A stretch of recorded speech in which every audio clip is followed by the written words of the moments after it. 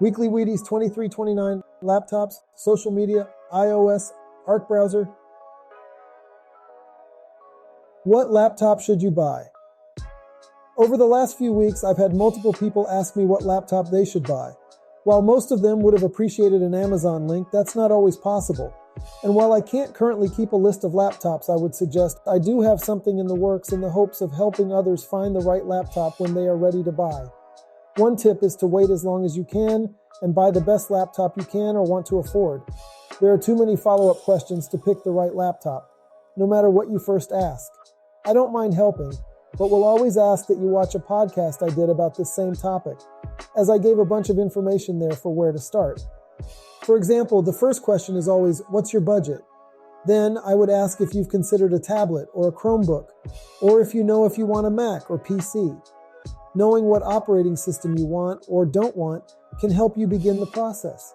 If everything you're doing can be completed on the web, a tablet may suffice. If you want a keyboard and a mouse, those can be purchased for a tablet, or you could consider a Chromebook. If moving to a full laptop, they can be purchased for as little as $200 and over $2,000. This is why knowing your budget and use case is so important up front.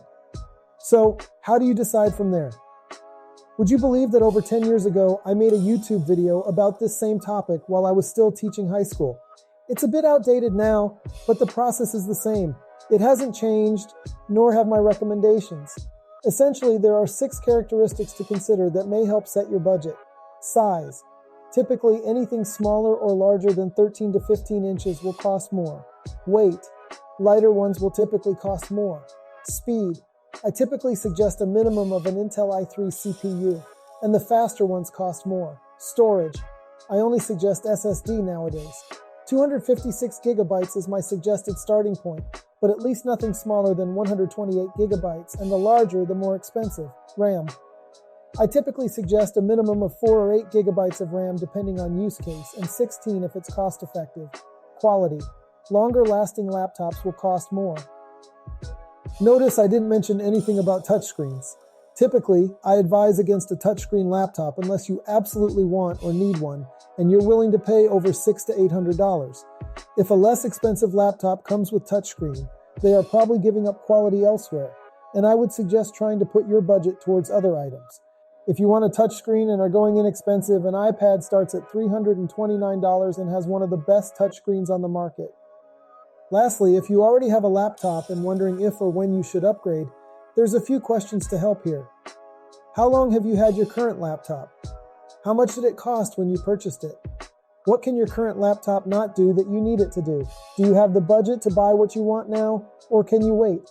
A general rule of thumb I use is to expect a laptop to last and be functional for 1 year for every $200 you spend towards it.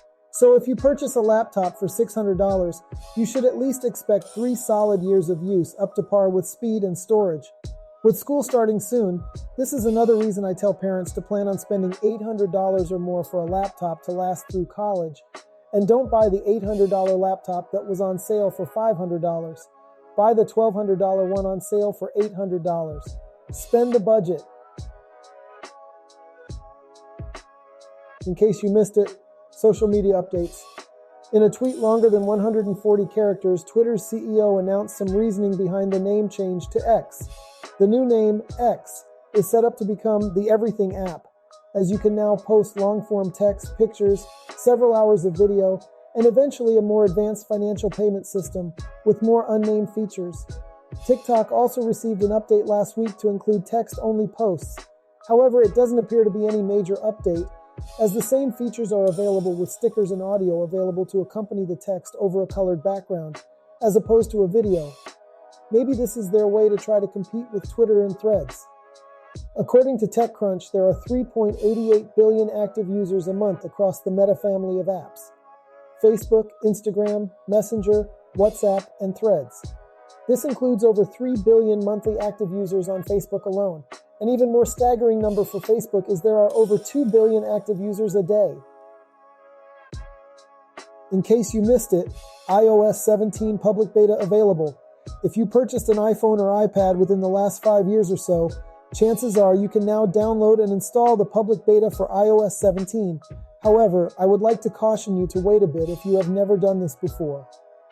There are some issues to be aware of that I will cover in next week's newsletter if you would like to wait until then.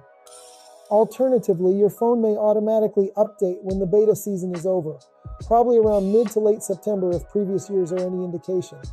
To get an idea of what's new in iOS 17, check it out at apple.com. If you know you want to install the beta and know what you're getting into, make sure to back up your phone first.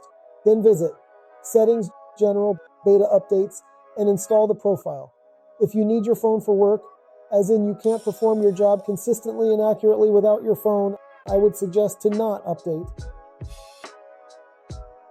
Pick of the week, Arc Browser. If you are tired of the typical web browsers available, the browser company has released the first version of their Arc browser after a year or so in beta. It offers a new windowed view into the internet with a different take on spaces, bookmarks, or the equivalent to a focus mode you see on mobile phones. They also offer boosts, which are different layouts users can share with each other. While only currently available on Mac and iPhone, a Windows version is in the works before 2024. Download it at arc.net. Weekly Wheaties is a reader-supported publication. To receive new posts and support my work, consider becoming a free or paid subscriber. Links for the above-mentioned items are available at weeklywheaties.com.